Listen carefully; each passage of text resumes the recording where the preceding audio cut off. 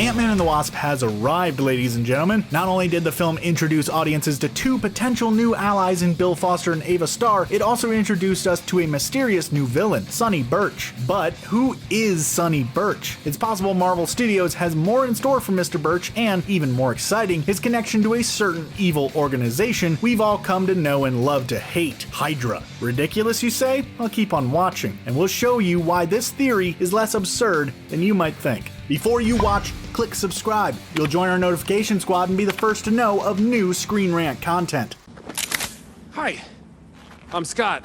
Did he just say, hi, I'm Scott? So before we take a deep dive into this theory, let's take a look at the character of Sonny Burch as originally established in the comics. That's right, Sonny Burch isn't just a character the movie's writers invented. He actually pulled straight from the pages of Marvel Comics. Burch made his first appearance in December 2003 in the Invincible Iron Man number 73. He was the chairman of an advanced weapons designer firm called Cross Technologies and worked with none other than one Obadiah Stane. In case you've forgotten, and we're pretty sure that you haven't, Stane was the villain in the first Iron Man film. He bore a striking resemblance to the multi-talented Oscar-winning actor Jeff Bridges. In the comics, when Tony Stark revealed he was Iron Man, Burch took full advantage, using the opportunity to exploit the legal ramifications of his declaration. Stark lost ownership of his older technologies, and Burch swooped in to snag them because he's a total jerk like that. His entire motivation was to become an even greater weapons supplier than Stark ever was and work his way into the world of politics. Burch's conniving ways ended up backfiring against him though. When he rushed his new advanced technology to the field, he neglected to do any safety testing. As a result, many soldiers' lives were either put in extreme danger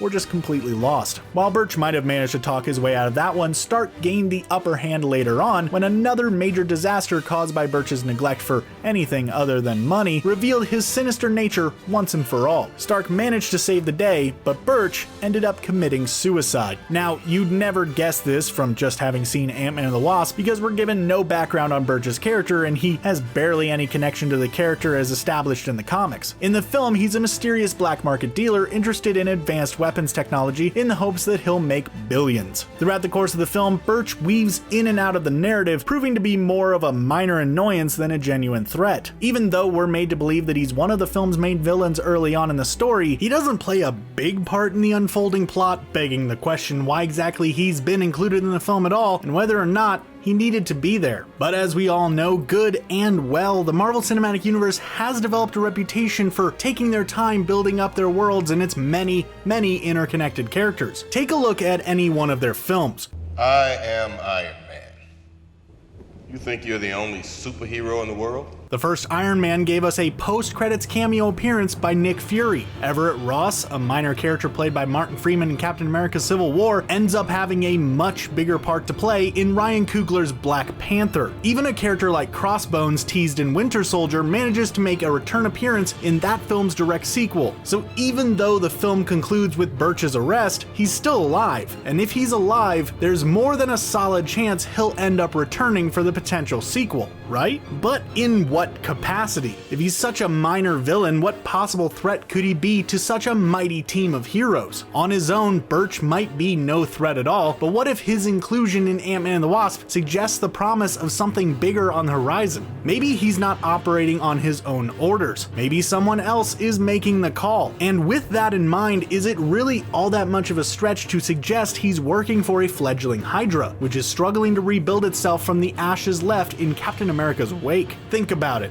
Where has Hydra been all this time? Since the events depicted in 2014's Captain America Winter Soldier, where Captain Rogers discovered Hydra had infiltrated S.H.I.E.L.D. to the point that S.H.I.E.L.D. had to be completely dismantled, the dastardly organization hasn't so much as made a peep in the cinematic universe. Sure, they've reared their ugly heads in ABC's Agents of S.H.I.E.L.D., but the movies have, for the most part, marched to the beat of their own drum. The TV series have functioned as their own entities, almost entirely disconnected from the cinematic universe. It's entirely possible that while Thor and the Guardians of the Galaxy were off fighting foes of the more cosmic and supernatural variety, Marvel's creative team is setting up the story for Hydra's epic return and showdowns with some of our favorite street-level heroes such as Captain America, Spider-Man, and Ant-Man. That is, if those characters manage to survive the events of Avengers 4. And if that's the case, what better opportunity to introduce one of key characters in Hydra's repertoire than in an Ant-Man sequel? After all, while both Ant-Man and Ant-Man and the Wasp do connect to the larger Marvel Cinematic cinematic universe, they kind of feel cut from an entirely different cloth. The writers could use that to their advantage to pull a fast one on us by having Burch reveal his true motivations as a Hydra member to cap off the Ant-Man trilogy. And let's not forget the fact that Hydra was name dropped in the first Ant-Man. You all remember that, don't you?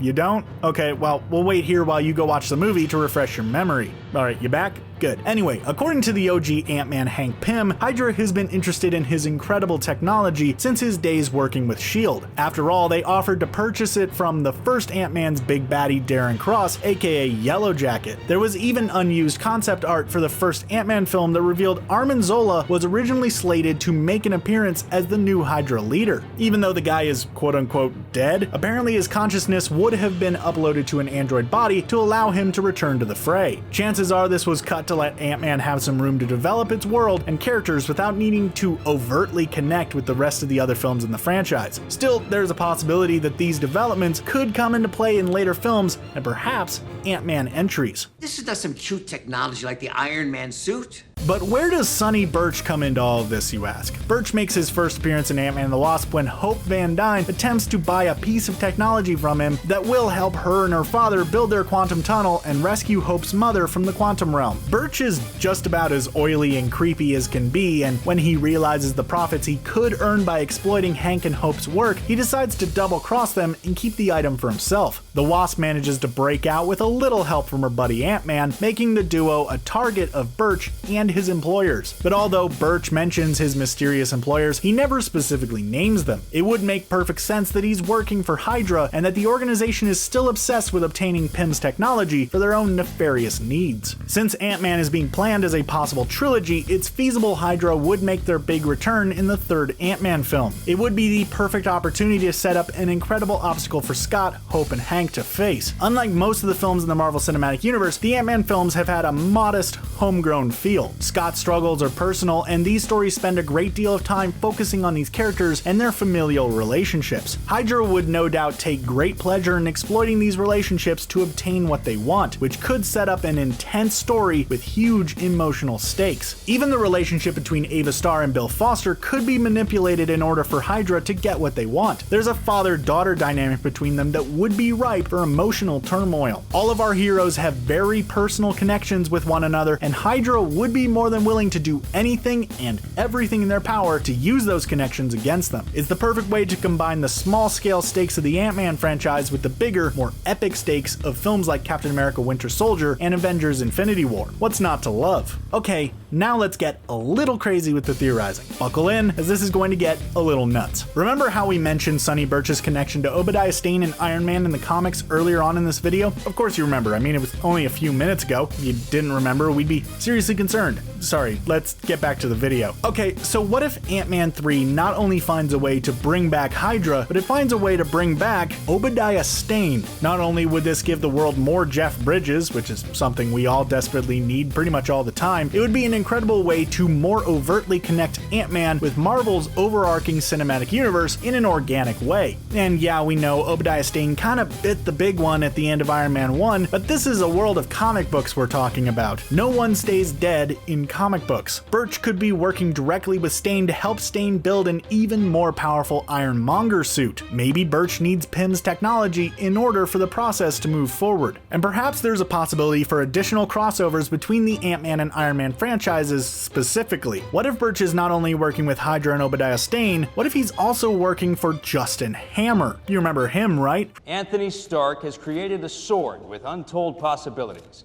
and yet he insists it's a shield.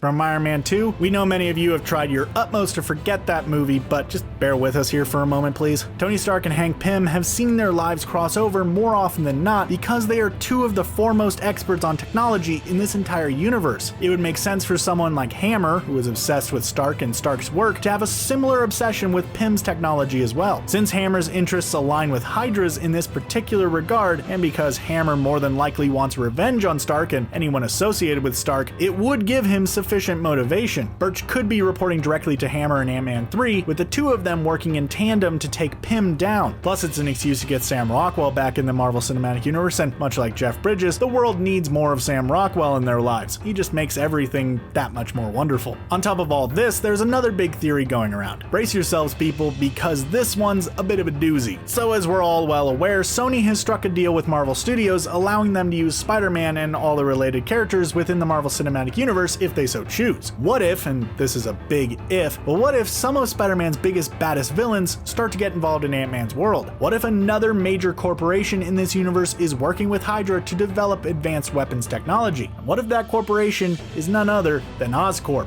owned by Norman Osborn, aka the Green Goblin? Not only would this be an incredible way to introduce Norman Osborn to the universe and tease a potential connection between Ant-Man and Spider-Man movies, it would open the door to all kinds of great new stories and possibilities for Ant-Man and the MCU as a whole. And while we're on this train of thought, what if we just go ahead and make this even more epic by suggesting Burch is working in tandem with Osborn, Stane, and Hammer, and they're all working for Hydra? Get Darren Cross in the mix, and this sets up an epic showdown where Ant-Man and the Wasp will have to contend with foes both old and new, and maybe, just maybe, they'll need to call in a couple of their high-profile Avengers buddies for help. You know, if the budget allows for it. Maybe all this theorizing is going way beyond anything realistic for the Marvel Cinematic Universe, but come on, we can dream, can't we? So while Sonny Burch may not seem a formidable threat based on what we've seen in Ant-Man and the Wasp, the seed could have been planted for Burch to take on a much larger role in future Ant-Man films, and perhaps the Marvel Cinematic Universe at large. And what about the possibility of an ultimate villain team-up with Obadiah Stane, Justin Hammer, Sonny Burch, and Darren Cross taking on Ant-Man, the Wasp, and Ghost? You have to admit, his potential connection with Hydra does seem more than a little feasible, right? Not only that, it seems like it could be really cool too. If you two are finished comparing sizes. So that's that, people. What do you think? Did you enjoy this video? Has it convinced you that Sonny Burch may have a stronger connection to Hydra than you initially thought? Let us know your thoughts in the comments down below, and don't forget to like, share, and subscribe to Screen Rant for more great videos like this one. Thanks for watching, and I hope to see you at the movies.